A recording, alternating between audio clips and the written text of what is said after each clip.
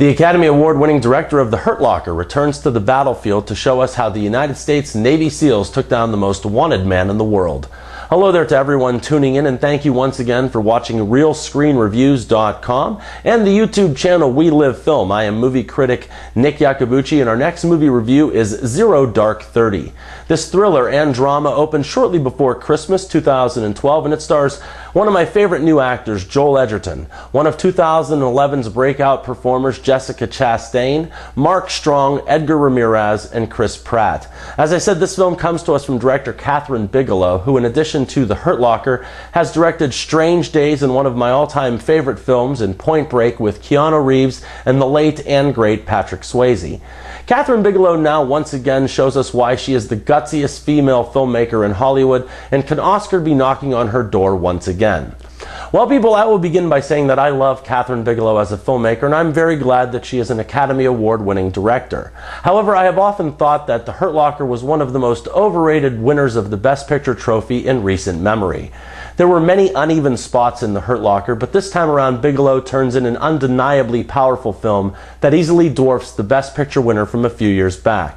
This director takes everything away and leaves those in attendance with nothing more than a bare-bones feature that is sure to relate and connect with those watching.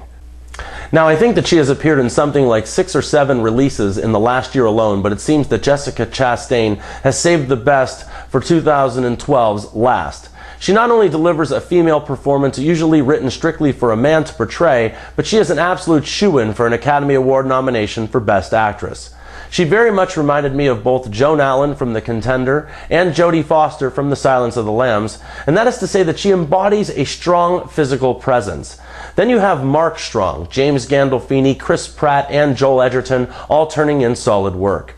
There are literally dozens and dozens and dozens of speaking roles in this film, and almost everyone is above average. I have often made remarks that concern tackling a project with a known ending, but just like Apollo 13, Zero Dark 30 successfully focuses everything on the drama that leads into that ending. Another huge compliment is that Zero Dark 30 never does, nor does it even try to make a political statement.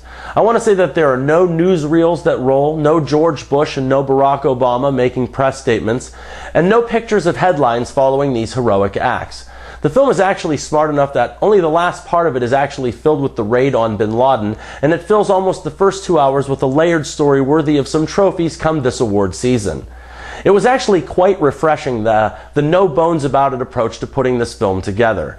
Zero Dark 30 pretty much assumes that you have the brains to follow the feature that is given to you, and doesn't really waste time explaining anything. It also abandons the backstories of these films' lead characters in favor of driving the feature positively forward on its own central story. The previous director of photography on both Snow White and the Huntsman and Killing Them Softly, Greig Fraser, does an absolute bang-up job on this feature. His excellent use of lighting, lack of lighting, as well as camera work, tone, mood, and everything was just spot on. Then the editing not only accented the story that was being told, but it zeroed in on a docudrama style without ever feeling demanding to the viewer. At right around 2.5 hours, Zero Dark 30 was completely engrossing for almost every frame from start to finish, and it never even remotely felt that long. I would go so far as to say that there is almost no boring moments throughout this movie, and a very relevant topic makes this riveting most of the running time. A very big thanks to Kathryn Bigelow, who never flinched when making this film, and she shows us a few scenes of unabashed brutality on the way to encompassing this world of military warfare. Both she and writer Mark Boal have more than surpassed their last outing of The Hurt Locker, and they have authentically painted a vivid picture that serves up a valid dose of historical drama as well as solid entertainment. Nick's Real Screen Review is a very highly recommended, but just shy of perfect, 3.5 stars out of 4, and that's for the cinematic retelling of the capture of Osama bin Laden in Zero Dark 30. Well, that's all the time that I'm going to take out of your life today. If you've enjoyed this review, please click like and give me a thumbs up, or subscribe to We Live Film or Real Screen Reviews if you haven't yet already. I'm sure that I'll be returning soon enough with more movie and trailer reviews, and until then, remember, people, that I'm not always right, but only when it comes to the movies, and thank you for your attention.